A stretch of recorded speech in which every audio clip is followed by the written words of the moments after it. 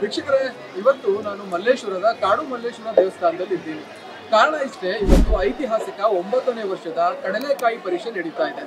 ಸಾಕಷ್ಟು ರೀತಿಯ ಸಾಕಷ್ಟು ಜಾತಿಯ ಕಡಲೆಕಾಯಿ ಇಲ್ಲಿ ಬಂದಿದೆ. ಸೊ ಮಾರುವವರು ಇಲ್ಲಿ ಇದ್ದಾರೆ, ಅದೇ ರೀತಿ ಕಡಲೆಕಾಯಿ ಪ್ರಿಯರು ಇಲ್ಲಿ ಇದ್ದಾರೆ. ಸೊ ಎಲ್ಲರನ್ನು ಮಾತಾಡಿಸ್ತಾ ಹೋಗೋಣ, ಕಡಲೆಕಾಯಿ ಪ್ರಿಯರನ್ನೇ ಎಸ್ಪೆಷಲಿ ಮಾತಾಡಿಸ್ತಾ ಹೋಗೋಣ ಬನ್ನಿ.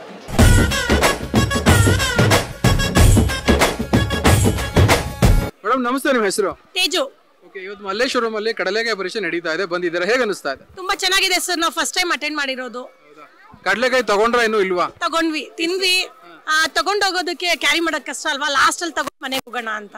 ಈ ಪ್ರೋಗ್ರಾಮ್ ಆರ್ಗನೈಸ್ ಮಾಡೋದು ಗೌರ್ಮೆಂಟ್ ಕಡೆಯಿಂದ ಅನ್ಸುತ್ತೆ. ಸೊ ಏನ್ ಹೇಳ್ತೀರಾ ಗೌರ್ಮೆಂಟ್ಗೆ, ಈ ರೀತಿ ಪ್ರೋಗ್ರಾಮ್ ಇನ್ನೂ ಆಗ್ಬೇಕಾ ಬೆಂಗಳೂರಲ್ಲಿ ಜಾಸ್ತಿ? ಆಗ್ಬೇಕು ಸರ್, ಎಲ್ಲ ರೈತರಿಗೆ ಎನ್ಕರೇಜ್ಮೆಂಟ್ ಬೇಕಲ್ವಾ, ಮಾಡ್ಬೇಕು ಸರ್.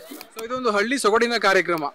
ಹಳ್ಳಿ ಸೊಗಡು ಕಾರ್ಯಕ್ರಮ ಇಲ್ಲಿ ಅಲ್ಲದೆ ಬೇರೆ ಬೇರೆ ಕಡೆ ಕಂಪ್ಲೀಟ್ ಆಗಿದೆ. ಸೊ ಬಸವನಗುಡಿ ಆಗಿರ್ಬೋದು, ಏನ್ ಹೇಳ್ತೀರಾ ಬಸವನಗುಡಿ ಕಡಲೆಕಾಯಿ ಪರೀಕ್ಷೆ ಮತ್ತು ಇಲ್ಲಿ ಕಡಲೆಕಾಯಿ ಪರೀಕ್ಷೆ? ಇಲ್ಲಿ ಚೆನ್ನಾಗಿದೆ ಸರ್, ಅಲ್ಲಿಗಿಂತ ನಮ್ಗೆಲ್ಲ ಸ್ವಲ್ಪ ತುಂಬಾ ಕನ್ವಿನಿಯಂಟ್ ಇಲ್ಲ. ಬಸವನಗುಡಿ ತುಂಬಾ ದೂರ ಇದೆ, ಇದು ಪರವಾಗಿಲ್ಲ, ಹತ್ರ ಇದೆ ಸರ್. ಇದೇ ತರ ಇನ್ನೂ ಬೇರೆ ಕಡೆ ಮಾಡಿ ಬರ್ತೀವಿ, ಎನ್ಕರೇಜ್ ಮಾಡ್ತೀವಿ. Okay sir.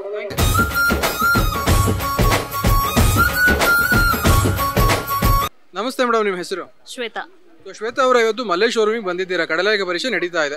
ಸೊ ಏನ್ ಹೇಳ್ತೀರಾ ಕಾರ್ಯಕ್ರಮದ ಬಗ್ಗೆ? ಅಂದರೆ ಇಲ್ಲಿ ಪ್ರತಿ ವರ್ಷ ನಡೆಯುತ್ತೆ ಕಡಲೆಕಾಯಿ ಪರೀಕ್ಷೆ. ಇದೆಲ್ಲ ನಮ್ಮ ನಾಡದು ಇದಲ್ವಾ, ಒಂದು ಜಾತ್ರೆ ಥರ. ಸೊ ಅದು ತುಂಬ ಖುಷಿ ಆಗುತ್ತೆ. ನಾವು ಪ್ರತಿ ವರ್ಷ ಇಲ್ಲಿ ಬಸವನಗುಡಿ ಎರಡೂ ಮಿಸ್ ಮಾಡಲ್ಲ. ಸೊ ಬಂದೇ ಬರ್ತೀವಿ. ಇಲ್ಲೆಲ್ಲ ನೋಡೋಕ್ಕೆ ಖುಷಿ ಆಗುತ್ತೆ, ಎಲ್ಲ ಅಂಗಡಿಗಳು ಎಲ್ಲ ಜಾತ್ರೆ ಥರ. ಸೊ ಇಲ್ಲಿ ಒಂದು ಕಲ್ಚರ್ ಅಂತ ಹೇಳಿದ್ರೆ ಸಾಂಪ್ರದಾಯಿಕ ಕಾರ್ಯಕ್ರಮ ಅಂತ ಹೇಳ್ಬೋದು, ಹಳ್ಳಿ ಸೊಗಡಿನ ಕಾರ್ಯಕ್ರಮ. ಸೊ ಇದ್ರ ಬಗ್ಗೆ ಏನು ಹೇಳ್ತೀರಾ? ಆದರೆ ಅದೇ ಕಡಲೆಕಾಯಿ ಪ್ರತಿ ವರ್ಷ ಅವರು ಕಡಲೆಕಾಯಿ ಏನಿರುತ್ತೆ ಅವ್ರ ಬೆಳೆ, ಅದನ್ನು ಮಾರೋಕ್ಕೆ ರೈತರೆಲ್ಲ ಇಲ್ಲಿ ಬರ್ತಾರೆ. ಸೊ ಅಲ್ಲಿಂದ ಸ್ಟಾರ್ಟ್ ಆಗಿದ್ದದು. ಅಲ್ಲಿ ಬಸವನಗುಡಿಯಲ್ಲಿ ಬುಲ್ ಟೆಂಪಲ್ ಗಣೇಶನ ಕಡಲೆಕಾಯಿ ಅಲ್ಲಿಂದ ಸ್ಟಾರ್ಟ್ ಆಯಿತು. ಇಲ್ಲಿ ಕಾಡು ಮಲ್ಲೇಶ್ವರನ ದೇವಸ್ಥಾನಕ್ಕೆ ಸೊ ಇಲ್ಲಿ ಕಡಲೆಕಾಯಿ ಪರೀಕ್ಷೆಗೆ ಇಲ್ಲಿ ಮಾಡ್ತಾರೆ. ಎಷ್ಟು ಸೇರ್ ಕಡಲೆಕಾಯಿ ತಗೊಂಡಿದ್ದೀರಾ ಈಗ? ಈಗ ತಗೋಬೇಕೀಗಲ್ಲ, ಕೊನೆಯಲ್ಲಿ ತಗೊಂಡು ಹೋಗೋಣ ಅಂತ. ಇವಾಗ ಬೇರೆ ಪರ್ಚೇಸಿಂಗ್ ಮಾಡ್ತಾ ಇದ್ದೀರಾ? ಹೌದು, ಬೇರೆ ಪರ್ಚೇಸಿಂಗ್ ಮಾಡ್ತಾ ಇದೀವಿ. ಓಕೆ, ಸರ್ಕಾರಕ್ಕೆ ಏನು ಹೇಳ್ತೀರಾ? ಈ ರೀತಿ ಕಾರ್ಯಕ್ರಮ ಬರೀ ಎರಡು ಕಡೆ ಆಗ್ತಾ ಇದೆ, ನಾವು ನೋಡಿರೋ ಒಂದು ರೀತಿಯಲ್ಲಿ ಎಷ್ಟು ಬೇರೆ ಬೇರೆ ರೀತಿ ಮಾಡಬಹುದು? ಅಂದರೆ ಮೊದಲಿದ್ದು ಸೆಂಟ್ರಲ್ ಬ್ಯಾಂಗ್ಳೂರ್ ಇಲ್ಲೇ ಅಲ್ವಾ, ಬಸವನಗುಡಿ ಮತ್ತು ಮಲ್ಲೇಶ್ವರಂ ಇಲ್ಲೇ ಜನ ಇದ್ದಿದ್ದು ಜಾಸ್ತಿ ಇಲ್ಲೇ. ಸೊ ಅದು ಈಗ ಎಕ್ಸ್ಟೆಂಡ್ ಆಗಿ ಬ್ಯಾಂಗ್ಳೂರ್ ತುಂಬ ಜಾಸ್ತಿ ಹೋಗಿದೆ ಎಲ್ಲ ಕಡೆ. ಸೊ ಅದರಿಂದ ಈಗ ಬೇರೆ ಜನಕ್ಕೂ ಇದು ತಿಳ್ಕೋಬೇಕು, ನಮ್ಮದು ಕಲ್ಚರ್, ನಮ್ಮ ಕರ್ನಾಟಕದ್ದು, ನಮ್ಮದು ಬೆಂಗಳೂರಿನ ಕಲ್ಚರ್ ತಿಳಿಬೇಕಂದ್ರೆ ಬೇರೆ ಏರಿಯಾಸ್ಗೂ ಸ್ಪ್ರೆಡ್ ಆದರೆ ಒಳ್ಳೆಯದು ಅಂತ ಅನಿಸುತ್ತೆ.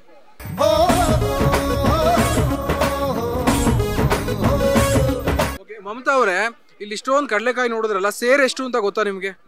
ಗೊತ್ತಿಲ್ಲ. ಸೇರೇ ಗೊತ್ತಿಲ್ಲ, ಓಡಾಡ್ತಾ ಇದ್ದೀರಾ. ನಿಮಗೆ ಗೊತ್ತಾ? ಗೊತ್ತಿಲ್ಲ. ನಿಮ್ಮ ಹೆಸರೇನು? ವರ್ಷಿತಾ. ವರ್ಷಿತಾ ಅವರ, ಹೇಳಿ, ಇಲ್ಲಿ ಎಷ್ಟು ರೀತಿ ಕಡಲೆಕಾಯಿ ಬಂದಿರಬಹುದು? 50 ರೀತಿ. 50 ರೀತಿದಾ? ಸರಿ, ನನಗೂ ಗೊತ್ತಿಲ್ಲ. ಸರಿ, ಏನ್ ಹೇಳ್ತೀರಾ ಈ ಪ್ರೋಗ್ರಾಮ್ ಬಗ್ಗೆ? ಯಾಕೆಂದ್ರೆ ಇದೊಂದು ಹಳ್ಳಿ ಸೊಗಡು, ಹಳ್ಳಿ ಕಾರ್ಯಕ್ರಮ ಇಲ್ಲೆಲ್ಲ ಇದೆ, ಮುಂದೇನು ಹೀಗೆ ನಡ್ಕೊಂಡು ಹೋಗ್ಬೇಕು. ಸೊ ಈ ಪ್ರೋಗ್ರಾಮ್ ಬಗ್ಗೆ ಏನ್ ಹೇಳ್ತೀರಾ? ಮುಂದೇನು ಆಗ್ಲಿ ಪ್ರೋಗ್ರಾಮ್ ಅಂತ. ನಮ್ಮನ್ನ ಬಿಟ್ಟು ಇದೇ ನಮ್ಮ ಜನರೇಷನ್ ಲಾಸ್ಟ್ ಆಗಬಾರ್ದು. ನಮ್ಮ ಹಳ್ಳಿ ಸೊಗಡನ್ನ ಮುಂದಿನ ಜನರೇಷನ್ ನೋಡಿ ನಮ್ಮ ಹಳ್ಳಿ ಸೊಗಡು ಹಿಂಗಿದೆ ಅಂತ ಎಂಜಾಯ್ ಮಾಡಬೇಕು. Thank you so much.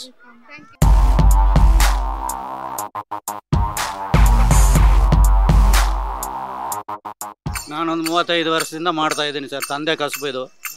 ತಂದೆ ಮಾಡ್ತಾ ಇದ್ರು, ತಂದೆ ಮಾಡಿ ಬಿಟ್ಟ ಮೇಲೆ ಇವಾಗ ನಾನು ಮಾಡ್ತಾ ಇದ್ದೀನಿ ಸರ್. ಹೇಗಿದೆ ವ್ಯಾಪಾರ? ವ್ಯಾಪಾರ ಪರವಾಗಿಲ್ಲ ಸರ್.